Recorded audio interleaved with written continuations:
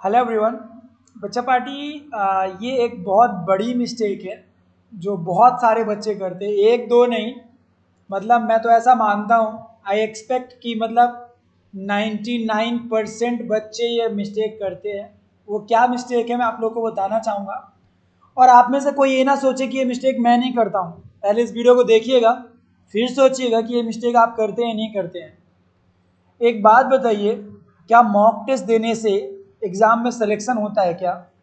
यदि mock test देने से एग्ज़ाम में सिलेक्शन हो रहा होता तो फ्रॉम वेरी फर्स्ट डे आपको मॉक टेस्ट दिलाया जाता, या फिर सीधा सीधा 1 लाख मॉक टेस्ट दिलवा दिए जाते, या फिर एटलीस्ट यार 300 दिन प्रिपरेशन की हो तो 300 दिन डबल करके 600 मॉक टेस्ट दिलवा दिए जाते और आपका सिलेक्शन हो जाता।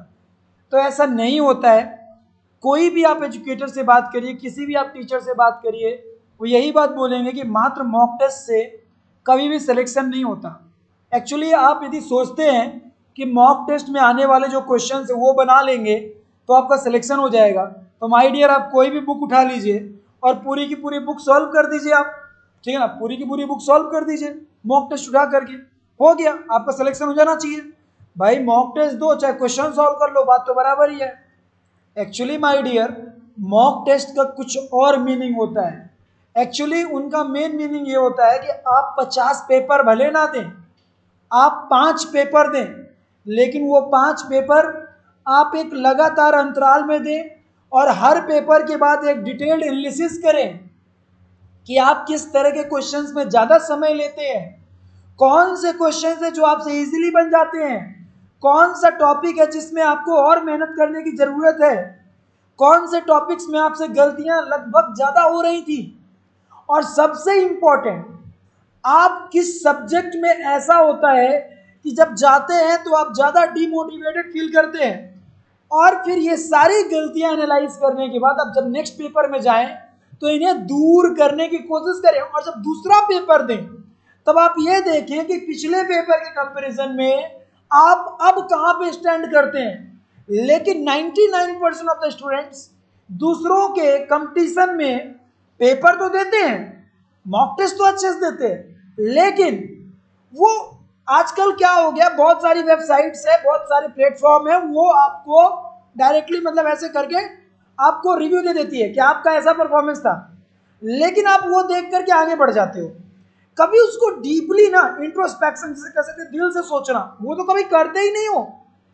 कभी तुम बैठ करके ये तो सोचते ही नहीं हो कि यहाँ पे किस चीज़ में फोकस करना चाहिए था, मुझे किस पे फोकस नहीं करना चाहिए था। क्योंकि यार बार ग्राफ देख लिए आप अपनी एनालिटिक्स में कि आपका ये चैप्टर ज़्यादा स्ट्रॉन्ग है, इससे कुछ नहीं होता। आपको रियल में फील करना पड़ेगा, पेपर लेना पड़ेगा, पेपर को पलटाना पड़ेगा, आपको दोबारा पेपर में जाना पड़ेगा, पेपर देने के बाद सॉल्यूशन के साथ कि आप कहाँ गलती करते हैं। आप सॉल्यूशन यदि आप यदि ऐसा कर रहे होते तो क्या आपका आंसर आता, आपने कहाँ मिस कर दिया जो आपसे वो सॉल्यूशन नहीं आया।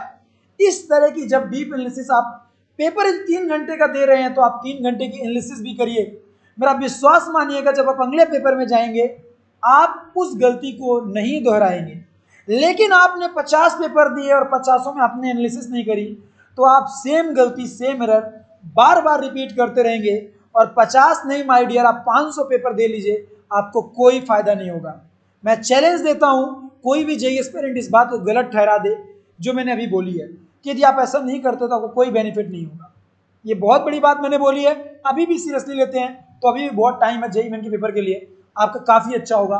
एडवांस के पेपर में तो और ज़्यादा टाइम है, अभी भी काफ़ी अच्छा आप कर सकते हैं। ओके बच्चा पार्टी, नाउ लास्ट में आप सब लोगों के लिए एक अपडेट है, that is very important update. बच्चा पार्टी अनअकैडमी के जितने भी सब्सक्रिप्शन है आईआईटी जेईई की, जैसा कि आप सबको पता है कि मैं अनअकैडमी में क्लासेस लेता हूँ, ढेर सारे मैं बैचेस पढ़ाता हूँ, मैं ढेर सारे बैचेस में मैं क्लासेस लेता हूँ, वहाँ पे प्रॉपर तरीके से मैं पढ़ाता हूँ। ठीक है, तो आप में से मान लीजिए कोई बच्चा मेरे से कंप्लीट फिजिक्स पढ़ना चाहता है तो आईआईटी जेईई का सब्सक्रिप्शन ले सकता है। 19 मई के पहले आप ज्वाइन करेंगे तो आपको कम प्राइस में ज्वाइन करने का मौका मिलेगा, उसके बाद प्राइस हाइक होने वाली है। सो केपी सर कोड याद रखिएगा, केपी सर कोड यूज करने पे आपको फर्दर 10% एक्स्ट्रा ऑफ मिल जाएगा, एक्स्ट्रा ऑफ मिल जाएगा 10% फर्दर। सो मेक श्योर कि आप इसको यूज करें। आप यहाँ पे देख सकते हो कि ऑफर के बाद इतने कम प्राइसेस है, और एक बार प्राइस हाइक हो गया तो फिर आप देख सकते हो कि इतने हायर प्राइसेस होंगे। So make sure to use code KP sir and go for it. Okay, for 10% extra off. और यार देखो सबसे अच्छी बात है अनअकैडमी के साथ कि आपको यदि कभी कोई टीचर पसंद नहीं आता ना तो आपको अनअकैडमी नहीं छोड़नी पड़ेगी, आप टीचर स्विच कर सकते हैं, आप टीचर चेंज कर सकते हैं, बट आपको कोचिंग चेंज नहीं करनी पड़ेगी, जो कि एक बहुत बड़ी पॉजिटिव पॉइंट है अनअकैडमी के पॉइंट ऑफ व्यू से, जो कि बहुत सारे प्लेटफॉर्म में एब्सेंट होता है। यदि आपको पसंद नहीं आया तो फिर तो कोचिंग चेंज करो सीधा सीधा, या फिर बैच भी चेंज करने का मौका मिला तो मुश्किल से 1 से 2, लेकिन अनअकैडमी में बहुत बैचेस, बहुत टीचर्स, किसी से ही पढ़ो, यदि पसंद आया तो ठीक है, नहीं आया तो भी ठीक है, आगे बढ़ो, ऐसे होता है। क्लियर है? बच्चा पार्टी है कुछ बैचेस है, न्यू 2.0 बैच जेईई एडवांस 2024 के पॉइंट ऑफ व्यू से, आपका इंथूज बैच, ये आपका क्लास 12 जेईई मेन एडवांस के लिए 18 में से, ये सारे बैच अभी रिसेंट में स्टार्ट हो रहे हैं, मतलब 18 19 से 20 तारीख से स्टार्ट हो रहा है क्लास 12 के लिए इवॉल्व बैच। सो आप में से कोई बच्चा जानना चाहे तो जा सकता है इसके लिए, okay, make sure to go for it. दूसरी चीज, बच्चा party JEE Main rank predictor Unacademy में आ चुका है, अब आप अपनी जेईई मेन में रैंक प्रेडिक्ट कर सकते हैं अनअकैडमी में। बहुत सारे बच्चे पेपर में बैठते हैं तो आपको एक अच्छा कंपटीशन मिलता है, तो आपको आइडिया लगता है कि आपकी एक्चुअल रैंक कहाँ पे होगी। ओके, आई होप सो कि आपका वीडियो का जो मेन मैसेज रहा होगा आपके पास गया होगा कि भाई मॉक टेस्ट का एनालिसिस बहुत जरूरी है, सोचना।